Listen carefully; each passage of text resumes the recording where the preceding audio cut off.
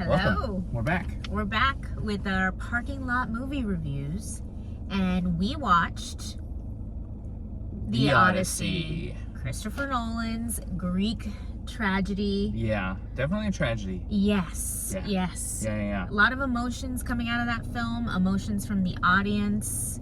So we're just gonna dive right in. Yeah. I mean, it's an epic, through and through. We saw it on like a kind of widescreen format. Everything was still fantastic. For knowing that it was shot in IMAX, like it looked beautiful. The colors were gorgeous. Mm-hmm. The intensity of like the settings, like that's really like where everything laid in this film was like in the acting and the tightness of the performances and the landscape. 1000%. It gave you what you saw from the trailer and more. Way more, like it sustained that 3-hour runtime. Of full of beautiful sets, great acting, just full of emotion. You were intrigued the entire time. I didn't feel like, in some films you're kind of like, you letting your mind wander. You're wondering what time it is. I've been sitting here for a long time. Yeah. At least I know I kind of get like that. This one, I could have gone even longer. Yeah, very engaging story. Yeah. I mean, like to get like a current retelling of like, mythology in the manner that doesn't like rely solely on this being about like this victorious homecoming of like who may be considered in some eyes a hero. Yep. It's not a hero story. It's not a hero story. Great rendition. What you do get of the mythology is, I think it's more than enough. I think it gives it like the kind of like Nolan realism that you get from a lot of his films. Totally. Which is like a lot of them, of course. There's sci-fi the gods. immersion. Yeah, the gods. Yeah. It's a Greek mythology story, so of course there's going to be gods in it, and they're proxies, and it was done absolutely beautiful. Like you said, some of the practicality in it, but then also some of the just visual effects of it all. It was done just incredible. Yeah, absolutely.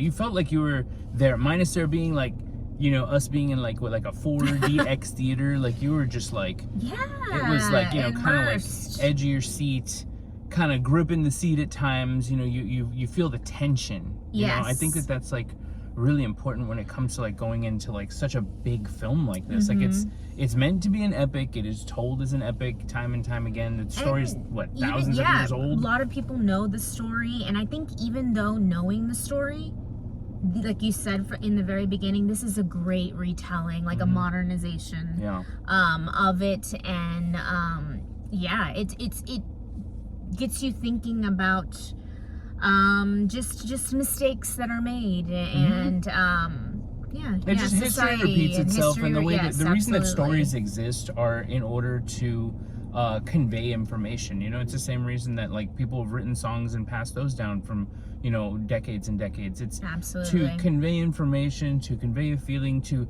hopefully tell an allegory of something, give it like a singular character ultimately, when it's like kind of the allegory for society. Like, and if you've read the Odyssey, watched older renditions of it, you get it. It was what a great, like I said, not a hero story. It didn't try and glamorize also like war and the tragedy. Not at all. It really was like a heartbreaking story that you were on, and but you felt the emotion, you felt the sadness, you felt the triumphs at time, but you also knew that the triumphs, what did they really mean, and were they really triumphs in what the kind of long sacrifice run? goes into it and whatnot, exactly. Like, that's I think the makings of like a film, a current retelling of like a centuries old story that is going to stand the test of time in its own way. Like, I understand now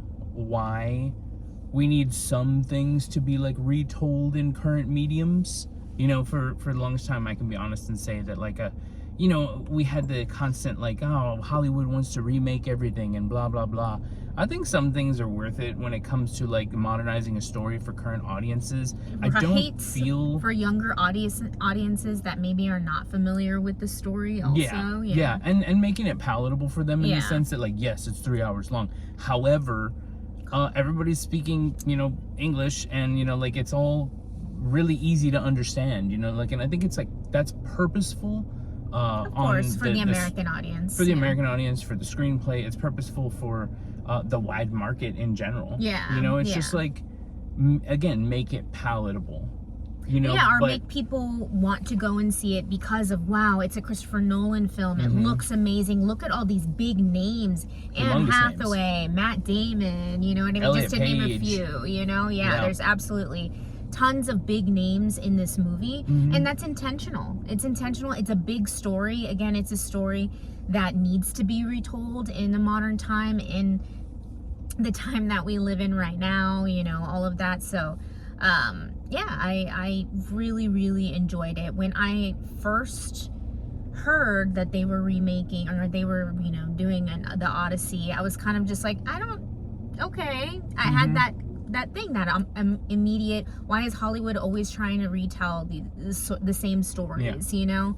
But I definitely stand corrected with this one. It was absolutely necessary. It was told beautifully.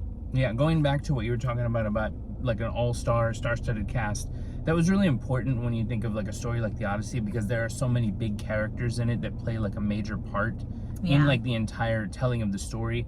And again, each of those characters are an allegory for probably a wider swath of people, you know, and you get these individuals kind of representing different sects of society. Yeah. And which is great to like have them just in this one, tribe, or one, you know, place. Characterized by like, you know, the individuals, and then played by like big actors. Exactly. It gets your attention in that way.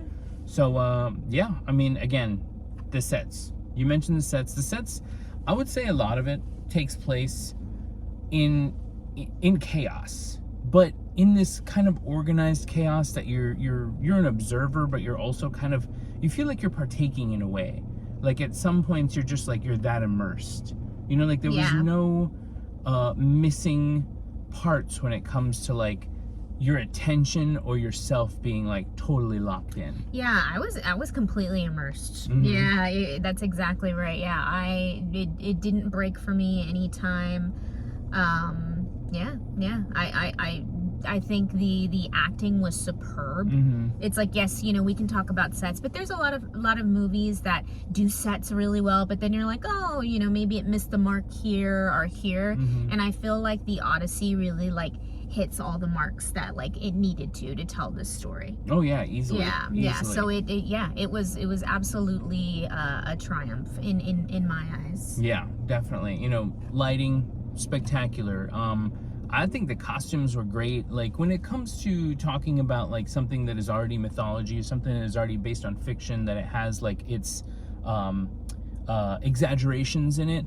I'm not like a fucking history buff when it comes to like getting like armors down and ships down. Like I loved the way everything looked.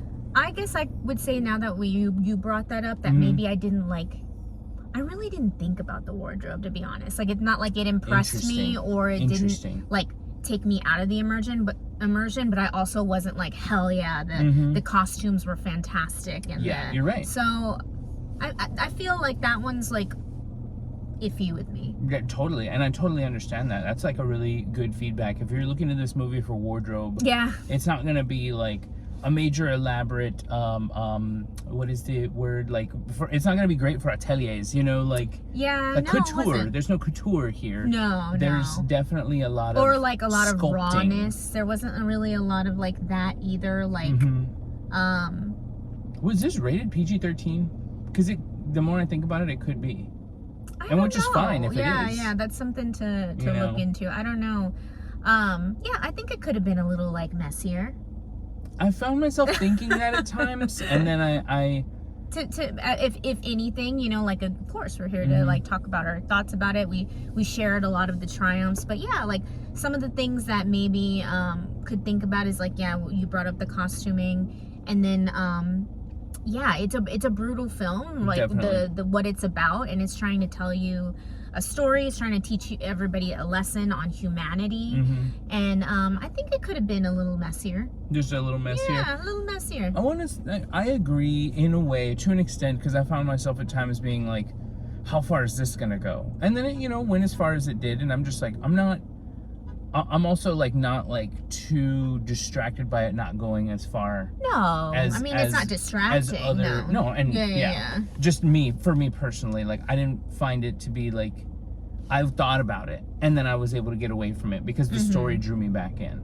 Yeah, it has like storytelling. these bouts of action, these bouts of like just visual like amazingness, and then the story comes right back. You're not lost ever. And the I way think that Christopher really Nolan interprets the story, I think is really beautiful. Because I know, I'm saying like great storytelling, and obviously he didn't write this. Yeah. You know what I mean? Screenplay, though. He was able to interpret it and put it on the screen masterfully. You know, as he has done. So, yeah, I think this is definitely a triumph overall. You got any last words? No, am I gonna die? Any last words? Any last words? No. I mean, I had a good time, and people clapped at the end of the theater. They did, yeah. At the end of the movie. Good. People had good feedback. Yes. People felt good about it, and I think sometimes too with a movie like that, I will find myself like a little nervous about like reactions, and not nervous in the sense that like, oh, what are they gonna think? Like I have any stake in it aside from my own opinion. It's more just like, how did others feel about it? And to get and be present for those outward reactions at the end was really nice. Yes, there was claps. The person next to me was like, wow, I love the way, like, he really stuck to that story. So I'm assuming they were really into Greek mythology and kind of followed it along, and she was just like, oh, that was like to the T. They really like retold that story the way it should be. And I was like, oh, that's interesting. But yeah. And speaking of which, you asked if I had anything else to say. That did get me thinking about being avid movie watchers. I think we're kind of like used to like a certain like we're able to kind of like interpret film in different ways, and I will say that this film doesn't have like a totally linear feel to it. You have to be patient and understand that everything is happening intentionally, and then that's all I'm gonna say. Okay, all right, we're gonna give our rating 1 to 5, 1 being terrible, 5 being masterpiece. Are you ready? Yes. All right, on 3. 1, 2, 3, 4.5. Okay. 4.25 between the two of us. I think honestly that's fantastic. I was between a 4 and a 4.5, so that's honestly great. Yeah, great film, good film, solid time for it to come out. Nolan doesn't disappoint. Get your butt to the theater, grab a bowl of popcorn, and have a good time. Go watch it. This administration needs to go and watch it, and all the right-wingers too.